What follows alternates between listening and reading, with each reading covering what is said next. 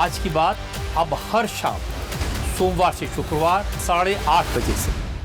ये देखिए, ट्रम्प अपनी कुर्सी से उठे तो जाकर के बात की, लेकिन जो पहला इंटरेक्शन उनका हुआ था वो ग्रुप फोटो के दौरान हुआ था। और वो उस वक्त ये देखिए, ये थोड़ा हाथ दे करके भी थोड़ा सा सहारा भी दिया मोदी जी ने।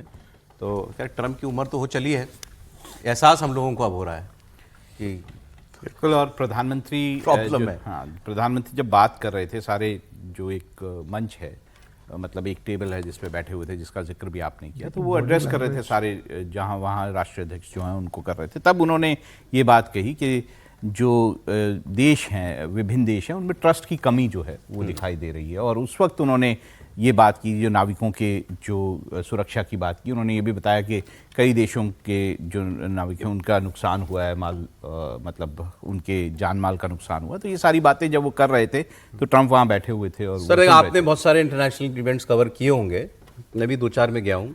ये सारी चीज़ें ऐसे तो होती नहीं। ट्रम्प को जहां जहां ट्रम्प वहां बगल में, मतलब जहां जहां मोदी जी बगल में ट्रम्प, बिल्कुल हर जगह आप नोटिस कीजिएगा।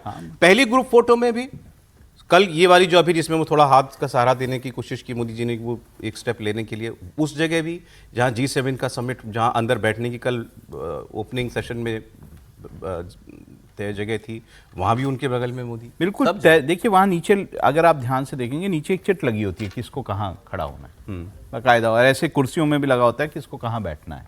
ये पहले से तय किया जाता है कि कौन कहाँ बैठेगा, कौन किसके बगल में बैठेगा, कौन किस आगे की फ्रांस तय करेगा ना, यहाँ होस्ट है जो। हाँ, होस्ट है, वो तय करेगा। और ये कंसल्टेशन, मतलब जो कंट्री है उसकी कंसल्टेशन के साथ होता है कि कौन कहाँ खड़ा होगा, और होस्ट की जिम्मेदारी होती है, वो डिसाइड करता है कौन कहाँ। ये बात मैंने क्यों कही आपसे कि कल से जहां जहां नरेंद्र मोदी बगल में ट्रंप दिखाई दे रहे हैं, कि उनके पास अभी इस इनफॉर्मल चिटचैट का काफी मौका रहा होगा कल से अभी तक।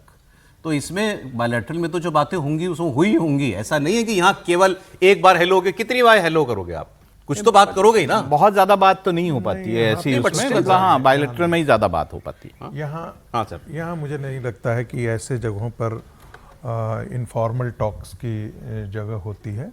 ऐसे जगह तो फॉर्मल ही टॉक्स की होती है, लेकिन बॉडी लैंग्वेज हमको थोड़ा पढ़ने की आवश्यकता है।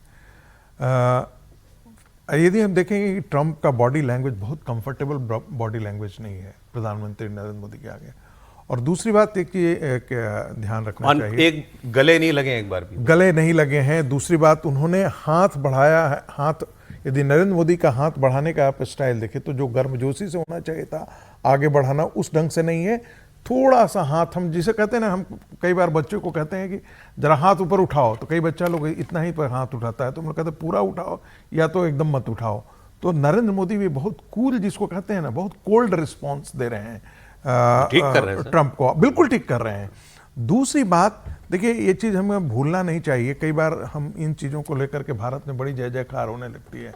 आपको याद होगा कि 13 फरवरी 2025 को जब व्हाइट हाउस के अंदर प्रधानमंत्री मोदी थे वहाँ पे, तो ट्रंप उनके पीछे होकर के, नरेंद्र मोदी जब उठ रहे थे तो उनकी कुर्सी को खींचा था। जैसे होता है ना कोई, जैसे बहुत आदर जिसको आदर देना होता है उस ढंग से। लेकिन उसके बाद हमने देखा कि उनकी क्या स्थिति रही भारत के सामने।